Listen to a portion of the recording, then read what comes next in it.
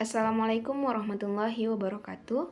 Baiklah, kali ini kita akan membahas mengenai buku Akidah Akhlak kelas 11, yaitu bab 6, Akhlak terpuji dalam pergaulan remaja. Nah, selanjutnya kita mengetahui pengertian dari remaja. Remaja itu adalah sosok manusia yang secara fisik sudah hampir menyerupai orang dewasa, tetapi secara mental kejiwaannya masih memerlukan bimbingan dan juga tuntunan dari orang dewasa, terutama dari orang tua, guru, dan lingkungannya. Keberadaan remaja masa kini itu sangat penting dalam menentukan nasib suatu bangsa pada masa yang akan datang. Sehingga akhlak terpuji bagi remaja itu sangatlah penting dalam kehidupan sehari-harinya. Kemudian bentuk-bentuk dari akhlak terpuji pergaulan remaja itu adalah yang pertama, menjalin ukhuwah. Islam itu sudah menetapkan batasan-batasan dalam menjaga kesucian pergaulan remaja, yaitu yang pertama, laki-laki itu tidak boleh berdua-duaan dengan perempuan yang bukan mahramnya. Karena ketika laki-laki dan perempuan di tempat yang sepi, maka yang ketiga adalah syaitan. Misalnya, mula-mula saling berpandangan, lalu berpegangan, dan akhirnya menjurus pada perzinaan. Itu semua merupakan bujuk rayu dari syaitan. Selanjutnya, laki-laki dan perempuan yang bukan mahram itu tidak boleh bersentuhan secara fisik. Maksudnya adalah sentuhan yang disengaja dan juga disertai dengan nafsu birahi. Selanjutnya, laki-laki dan perempuan itu tidak boleh mengadakan pergaulan dengan orang yang menjerumuskan ke dalam perilaku LGBT, tawuran, mengkonsumsi minuman keras, dan juga narkoba. Nah, yang kedua yaitu bentuk dari akhlak terpuji itu adalah mengembangkan wawasan keilmuan. Karena kemampuan makhluk itu berbeda-beda antara yang satu dengan yang lainnya, sehingga setiap manusia itu harus saling melengkapi. Maksudnya adalah tidak hanya dalam berumah tangga saja, tetapi juga dalam menggali keilmuan. Selanjutnya, bentuknya yaitu menghormati dan menghargai. Setelah kita mengetahui kemampuan, sikap, sifat, dan karakteristik masing-masing sesuai dengan ajaran Islam, selanjutnya adalah kita saling menghargai dan menghormati. Kemudian dampak positif dari akhlak terpuji itu dapat menumbuhkan sikap arif dan bijaksana, kemudian menumbuhkan sikap mandiri dan juga sikap tanggung jawab.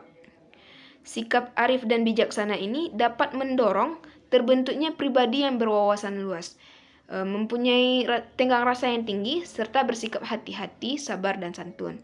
Sedangkan menumbuhkan sikap mandiri ini dapat mendorong terbentuknya perilaku tangguh, tidak mudah terpengaruh perilaku negatif, berpegang teguh pada prinsip dan keyakinan, sehingga tidak mudah terpengaruh pada perilaku yang negatif. Kemudian dampaknya yaitu menumbuhkan sikap tanggung jawab.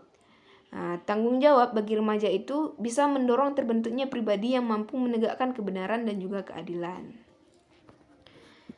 Itu dampak positif dari akhlak terpuji. Selanjutnya yaitu membiasakan akhlak terpuji pergaulan remaja.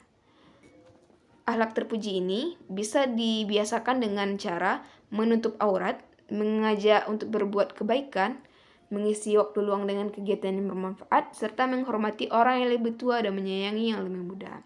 Dan yang terakhir yaitu bersikap santun dan tidak sombong.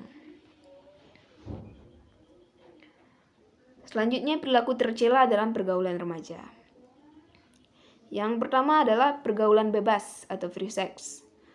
Hubungan seksual sebelum atau di luar nikah itu tidak pernah dibenarkan. Hubungan seksual akan dianggap sah dan dibenarkan apabila seseorang sudah resmi menikah. Pergaulan seks bebas ini memicu munculnya pelanggaran-pelanggaran yang baru, misalnya terjadinya aborsi atau pembunuhan bayi-bayi yang lahir dari hubungan seks di luar nikah tersebut, dan akan membawa malapetaka setelah mereka menikah bagi dirinya sendiri maupun orang tuanya, karena telah membawa aib keluarga dan mendatangkan masalah. Kemudian tawuran antar pelajar. Remaja yang terlibat dalam tawuran itu seringkali dipicu pada persoalan-persoalan yang sederhana, misalnya seperti saling ejek, senggolan kendaraan, dan lain-lain. Selanjutnya, mengkonsumsi miras. Di dalam alkohol itu ada racun yang disebut dengan protoplasmik, yaitu racun yang mempunyai efek depresan pada sistem syaraf, Sehingga orang yang mengkonsumsi minuman alkohol secara berlebihan itu akan kehilangan kemampuan untuk mengendalikan diri baik secara fisik, psikologis maupun sosialnya. Dan yang terakhir yaitu penyalahgunaan narkoba. Narkoba merupakan singkatan dari narkotika, psikotropika, dan zat adiktif. Dan dampak yang ditimbulkannya itu dalam mengkonsumsi narkoba ini sungguh sangat membahayakan karena akan berpengaruh kepada sistem kerja otak dan juga dapat menimbulkan ketergantungan. Selanjutnya, dampak akhlak tercela pergaulan remaja itu yang pertama bertentangan dengan nilai-nilai agama. Kemudian hilangnya budaya malu dan menimbulkan masalah kesehatan. Kemudian cara menghindarinya yaitu dengan kita meningkatkan kadar iman dan amal soleh. Setiap ketentuan yang dibuat oleh Allah itu pasti mengandung hikmah. Dilarangnya minuman keras, pergaulan seks bebas, tawuran dan perilaku negatif lainnya pasti ada hikmahnya. Di antaranya adalah untuk menjaga nilai-nilai kemanusiaan. Untuk itu, remaja harus menyadari dengan sepenuh hati bahwa dengan meningkatkan keimanan kepada hukum-hukum yang ditentukan oleh Allah, maka kualitas pribadi seorang remaja itu akan menjadi meningkat. Kemudian, mengatur waktu yang baik.